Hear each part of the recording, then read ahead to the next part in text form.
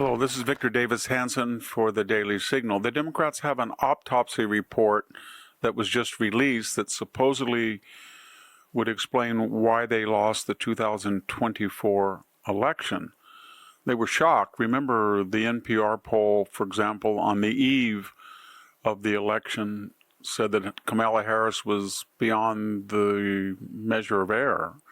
In other words, she was ahead by more than 3 points just before the balloting began. Remember the Iowa poll that said that Kamala Harris was going to win by 3 points, and she lost by 8 or 9, I think. So the point is they were shocked, and they wanted to know what happened. And they should want to know what happened because they had more money. She raised $1 billion. If you look at the aggregate Biden-Harris total campaign chest, they outraised Donald Trump by $1 billion. Donald Trump was also, for much of 2022, 23, and 24, sidelined off the campaign trail, dealing with 5 criminal and civil lawfare suits. So they thought they should have won.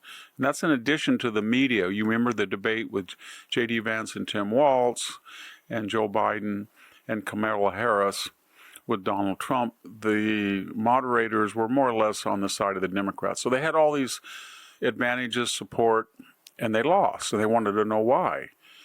Well, you and I know why they did, because they had an agenda. And what was that agenda?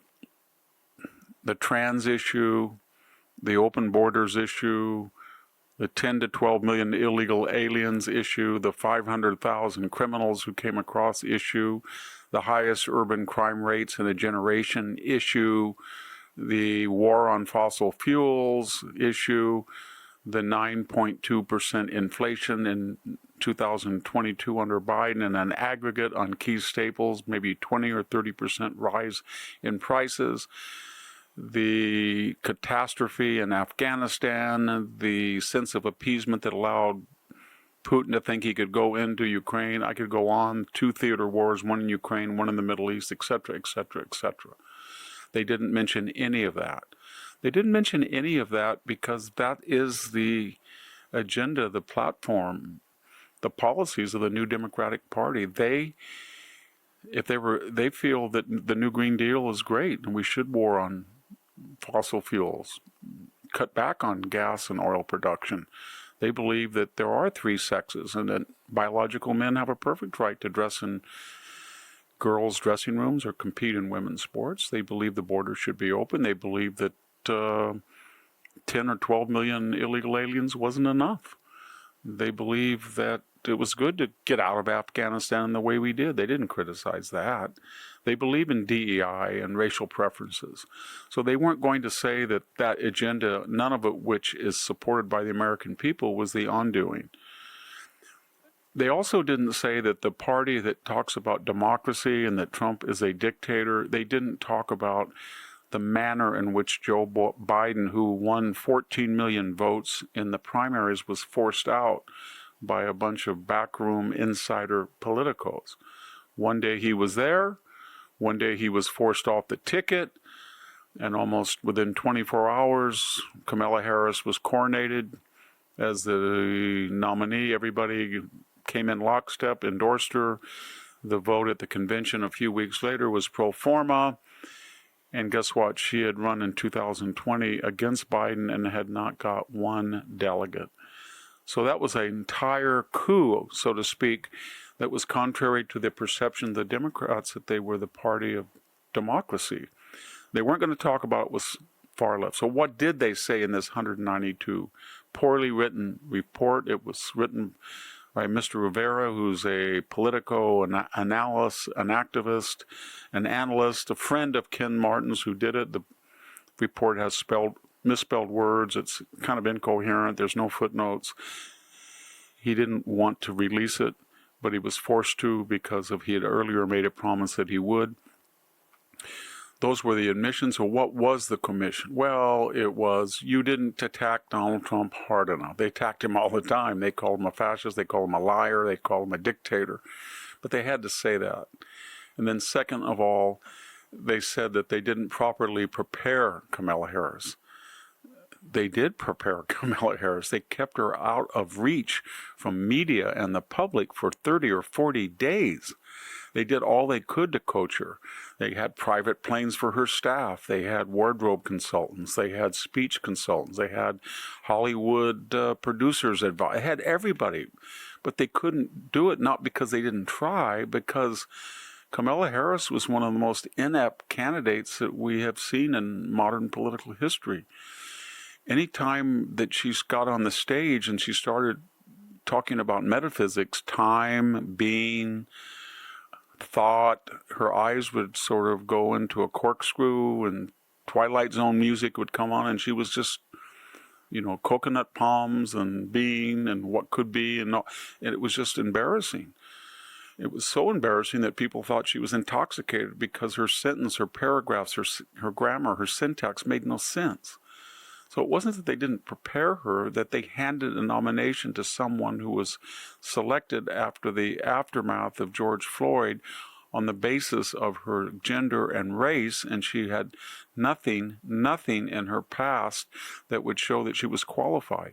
She did have one thing. She was the most left-wing senator based on her voting record to the left of Bernie Sanders in the entire U.S. Senate.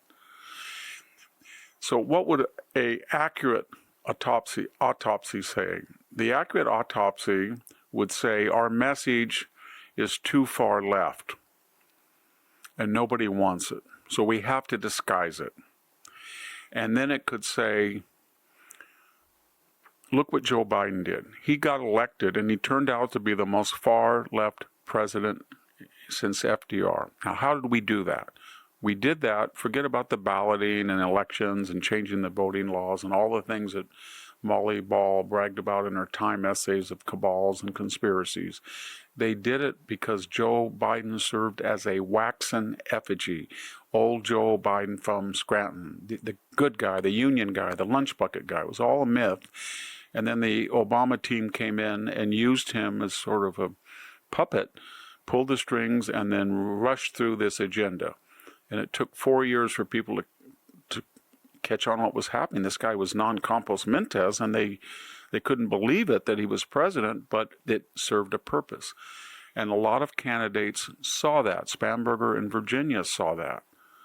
And it looks like some of the Democrats running for the mayor and the governorship, mayorship and governorship in California see that. In other words, they feign like they're moderates. They suggest they are moderates during the campaign, and then when they're elected, they have the socialist redistributionist agenda. So in conclusion, if the autopsy wanted to be accurate, it would have done this. We lost the 2024 campaign because we had a radical agenda that reflects the Jacobin neo-socialism of the new party. For us to get elected on a national basis, we have to hide that agenda. We have to hide that agenda, lie to the people, act like we're moderates, say we're for fracking, close the border, say we are not objecting to deportation, tough on crime, don't defund all of that. Kamala Harris was not able to do that. She may have tried here and there, but she did not modify or hide or mask or disguise that agenda with a veneer of moderation. Second of all, she should have never been nominated. She was completely unqualified to be a presidential candidate. She had run in 2020. She was the weakest of 8 or 10 candidates. She dropped out before the Iowa and New Hampshire elections caucuses, and she didn't get a single delegate. That should have told them something. And number 3, Joe Biden had a terrible record. And the Democrats did everything they could to demonize Donald Trump, to make the campaign about Donald Trump, to keep Kamala Harris out of reach, to hide her so people wouldn't find out how crazy and inept she was. That was not enough. And so all they had to do was say, we can't change our message, it's toxic, let's hide it.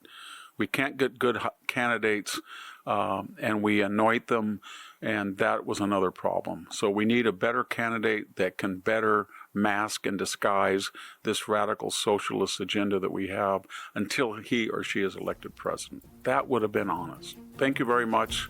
Victor Davis Hanson for the Daily Signal. Thank you for tuning in to the Daily Signal. Please like, share, and subscribe to be notified for more content like this. You can also check out my own website at victorhanson.com and subscribe for exclusive features in addition.